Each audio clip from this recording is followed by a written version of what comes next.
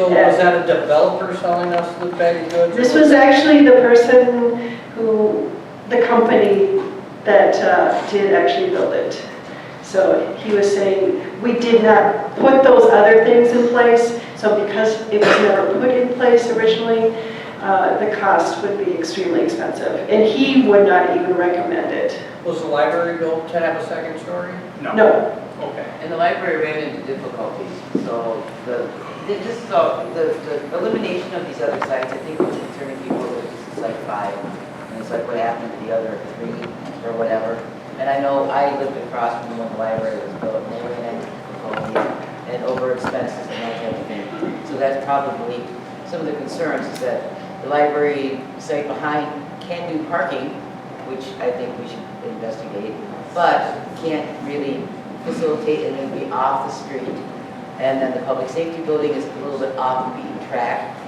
And also folks are concerned about, even though a lot of municipalities have combined, even the Fridley one is sort of separate.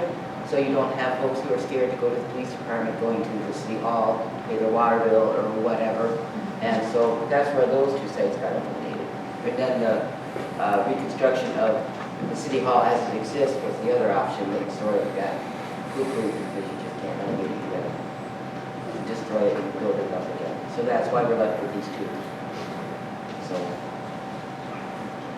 unfortunately, the taxpayers have a lot of new buildings to pay for over 25 years. The TIF, though, the reason why it's such a bargain, were you incorporating the TIF? Into this option? Yeah. Right, that's the primary driver of why it becomes that much more economically viable. It's built into that financing structure. Yeah. Beyond the efficiencies of co-locating that you gain just from sharing all the development costs, the financing costs are also shared in this model. So, yeah. I have sort of a financial question.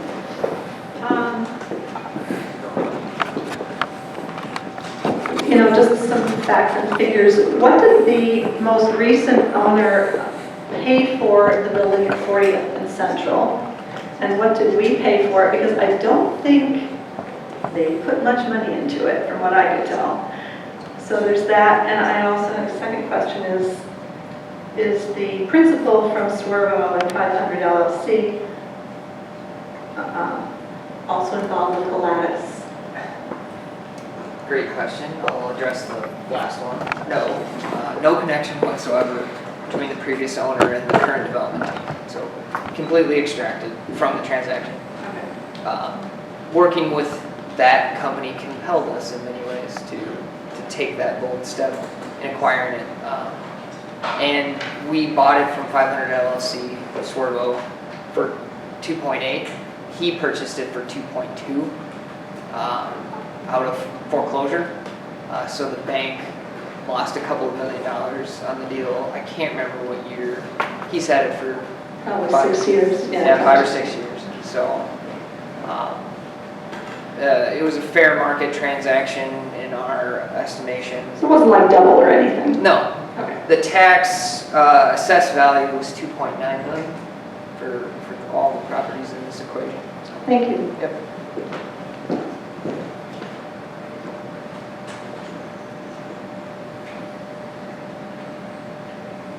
Last chance. We went over what we were thinking, but for tonight. Now, again, as I mentioned before, we're always here and available to answer questions and pass information along. And unfortunately, or fortunately, depending on how you look at it, this is moving quickly. And so if you think of anything in the next few days, please share that with us, and we are happy to provide that information to the mayor and the council. We're happy to answer whatever questions we can, as long as you remember that this is, again, a moving target every time we turn around. We're coming up with different questions and things to think about. So I can imagine what the public will.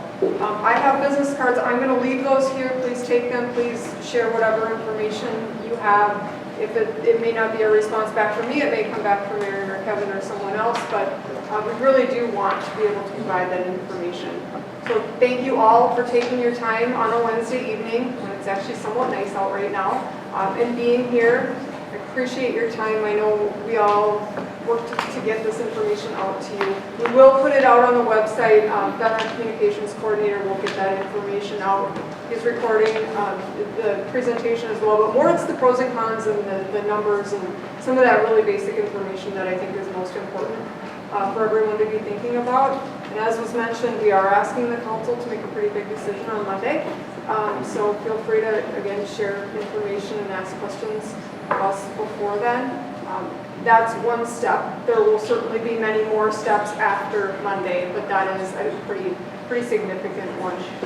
That is all I have. Aaron, Kevin, if you have anything, I'll open it up to mayor and council. I did ask them not to be real active participants today because I think it was really more of an opportunity for us to share information with all of you and then to try and answer whatever questions that we could on this factual and technical level. Thank you.